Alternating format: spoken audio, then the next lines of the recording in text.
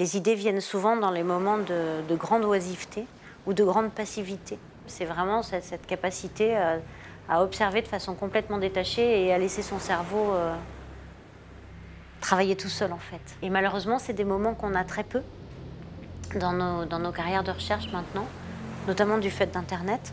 Je pense qu'on est en espèce de micro-activité permanente et c'est beaucoup plus difficile de dire et si on allait juste voir, découvrir cette chose nouvelle, cet endroit nouveau, ce système nouveau et voir s'il fait émerger des questions ou des idées ou des nouvelles hypothèses.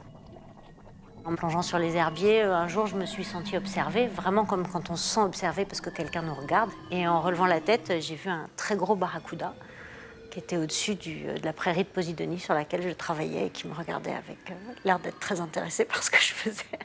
Là, c'était vraiment un animal avec un regard, on a l'impression que vraiment on arrive à projeter chez lui peut-être pas des sentiments, mais en tout cas des idées. Et cette façon de regarder avec curiosité, c'était intéressant. C'était une visite inattendue. Les plonger dans les grands fonds avec le sous-marin, c'est vraiment l'arrivée dans un paysage tel qu'on ne l'avait même pas imaginé, en fait. Même quand on a vu des images, on a vraiment l'impression d'être projeté sur une autre planète. Ça comble un appel probablement un appel à l'exploration en fait, pour moi qui remonte aux lectures de Jules Verne.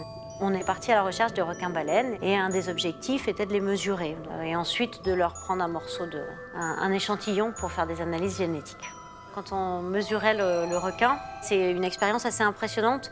Le requin-baleine peut faire 6, 7, 8, 9 mètres. Puis en largeur, il est énorme. C'est un animal qui est complètement disproportionné par rapport à nous.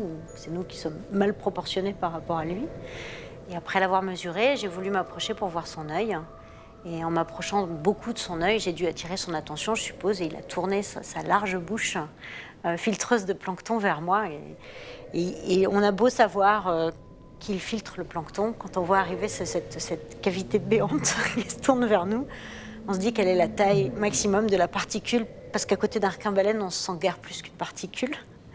Et donc je me suis arrêtée instantanément de palmer, et là j'ai encore plus mesuré la rapidité à laquelle il se déplace, sans avoir l'air de bouger. C'est-à-dire qu'en quelques secondes, il était à plusieurs dizaines de mètres devant moi. Que ce soit par rapport aux 3 dimensions de l'océan dans lequel on est tout petit, par rapport à la diversité du vivant dans lequel on n'est finalement qu'une espèce parmi des millions et des millions d'autres, on est là pour une seconde à l'échelle de l'évolution.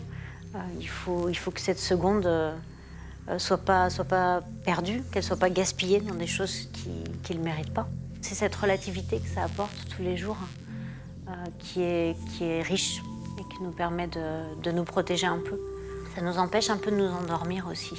Ça nous permet d'être plus en vie peut-être, d'être toujours dans cette recherche, dans cet apprentissage, d'être toujours tendu vers quelque chose. Ouais. Je pense que la recherche pour ça, c'est une grande richesse.